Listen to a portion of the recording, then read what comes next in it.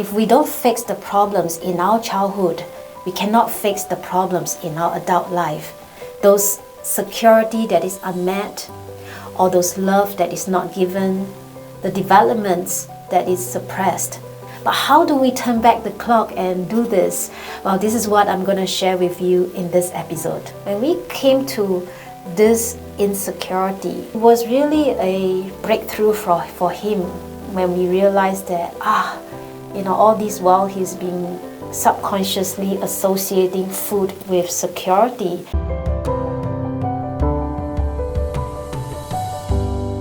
So I have a client, he came to me because he sees it as anxiety, but the way it's manifested is in his overeating.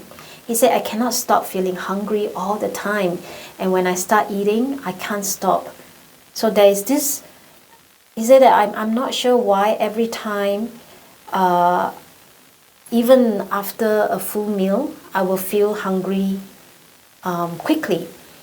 And once I'm eating, I have this constant urgency, fear that, it's not going to be enough to feed me because I'm going to be hungry all the time. So as a result, he can't stop, he can't control himself, and usually he ended up overeating and becoming very uncomfortable. And it's always a conundrum because he doesn't want to overeat because it's so uncomfortable with the bloated feeling, with the heaviness. But at the same time, the hunger is also a very painful experience for him. So he's always, in between this situation.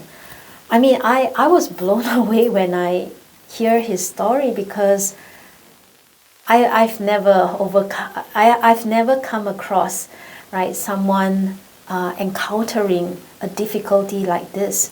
So we do an emotion decoding because I know that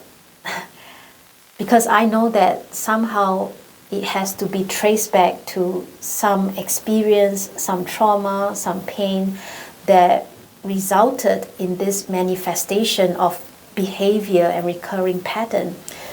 And of course it led us back to his childhood. And that is where he started to share with me that he's actually abandoned child. His father and mother left him, and he was actually adopted by a family. So of course he mentioned that his adopted family really loves him and gives him everything. And in fact, they have their own child as well, this couple, and in fact they shower more love to him than their own child, because maybe, and it's very ironical, maybe in the process he always feel that he doesn't deserve it, and that they are just taking pity on him, right? And so he was abandoned around the age of 4. He can't really remember much. Right? We always think that if anything happens to us at such a young age, of course we will not remember, and how will we carry forward this pain? But the thing about children, the thing about us as a kid, even if we are 1 hour old or 1 month old or 1 year old, it's not about cognitive memory, because of course at the time we still haven't mastered the skills of language and visual and all that. But everything that we remember is via our sensories, the kind of emotions that has been evoked, right? So like I mentioned earlier on, when we are in our early childhood stage, this is the stage of survival, and we really need so much protection and love, from the people that we are most familiar with. And the number one person is our mother, because we have been living inside her, preparing ourselves for 9 months before we arrive at this planet Earth. So of course instinctively this is the first person that first energy that we really rely on. We are dependent, we need to survive, we are needy, and we need this source, right? That has to protect us, nourish us, feed us. And then of course we need to, really sense our Father presence. I mean, the things we are not living inside Him for 9 months, but the thing is He created us. I mean, half of our DNA comes from Him, right? So everything in us consists of our mother and our father.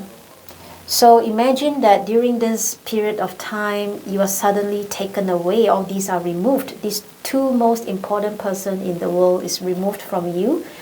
And of course via different reasons, but for in this case it's very hurtful because it's abandonment, meaning they don't want you, right? That feeling, that emotion, even though you are just 4 years old, you don't understand what's going on, that you are being abandoned and you're being adopted, but the sensories, you know you are being unwanted and unloved, right?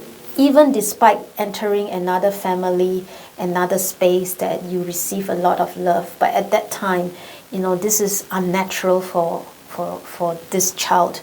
So it's because of this unconscious memory and emotional baggage that has been stored so deeply inside him. Because even to him, he has never once correlated that his current situation of eating disorder has got to do with something that has happened so long ago when he was just 4 years old. To him, his dad and mom is his dad and mom already, right? His adopted family, his siblings are his siblings. He feels so part of the family. So never did it cross his mind that there's a correlation. And then of course we decipher why it translated into eating disorder, right? Why is it that he's always hungry, and when he's eating he always wants to eat more, and it becomes a vicious cycle because he wants to eat more because he's so afraid that he's hungry, and he's hungry, that's why he will just want to, he's so panicked that he needs to look for food. So, and it really, when we do the decoding, there is of course the first trap emotion that came out is the trap emotion of abandonment. And then the second trap emotion that came out was the trap emotion of worthlessness. And then unworthiness. Wow, everything just started coming out, the shame. The major one that really gave him the epiphany moment, the aha moment, was insecurity. So I mentioned in my previous videos that as an emotion code practitioner, we have a list of 60 trap emotions, and every trap emotion we are able to help our clients trace back to, which was the event that first evoked, right, that intense emotion. So when we came to this insecurity, right, we really trace back to before 5 years old.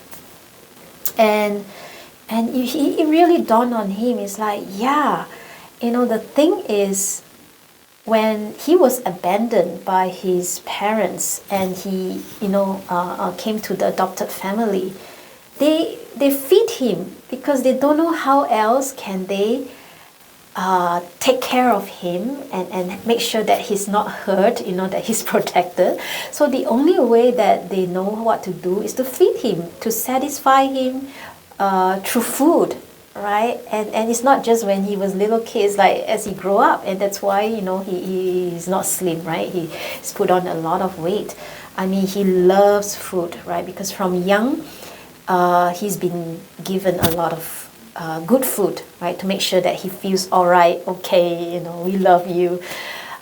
So his mind, and we realize that is where the subconscious mind starts to associate, the sense of security with food, because there's no love, right? The love from the mother and father, you can't find it. That's the source that we need. But the next best source is, now we found food. Food is a sense of security. Feeds you, makes you feel okay, you're all right, you can survive. So it was really a breakthrough for him when we realized that, all this while he's been subconsciously associating food with security, and that is becoming a kind of self-soothing mechanism, a coping mechanism for him to deal with the pain of being abandoned, right? So yeah, so we did a big release on this trapped emotion, and we reframe, right? Rewrite, rewire this subconscious memory and belief system in him. And of course, the good news is that he can see his own improvement. I mean, of course, it's a journey, but he begin to become more aware whenever hunger strikes, whenever he comes to the food, right? He has this awareness, this reminder behind him to really like comfort and calm himself down. That don't worry, it's a self-soothing method that you are safe, you are loved. There's no need to, scramble for food, to find love and support and security from food. So there's a lot of self-healing journey going on, and of course a lot of self-encouragement, self-awareness. So it was a journey for him, but 3 months later he wrote to me that he's really on a good traction right now, right? At least he still feels hungry and he still loves to eat food, but he thinks he's better now at managing that hunger and that temptation to overeat. So I hope these real stories, give you more idea of how our childhood problem can become our adulthood problem in later life. Whatever that is unmet during our childhood, our growing up needs, right? The love, the security, the development will, eventually attack us in our later adult life, because somehow whatever we lack in our childhood, it becomes our endless pursuit, right? We will keep chasing after that lack even after we have received it. So if we lack love in our childhood, we will continue to chase after it, wanting it, desiring it, fighting for it all our life, even when we have already gotten it. If we lack security when we were young, all our life we'll be chasing after money, physical materials, possessions, people that we can possess, to help us feel safe, right? It will be an ongoing, continuous cycle of rat race to close the gap of what we lack. The key here is even despite we have already gotten it. So it is this insatiable wanting to have something, because you feel you lack, that of course created a lot of problems in life. And ultimately it will become an emotional problem, right? A mental illness, a physical illness, because everything that is making us unhappy and uncomfortable will ultimately be channeled through our body symptoms. So I spent quite some time to help you understand the correlation between our childhood pain and our adulthood problem.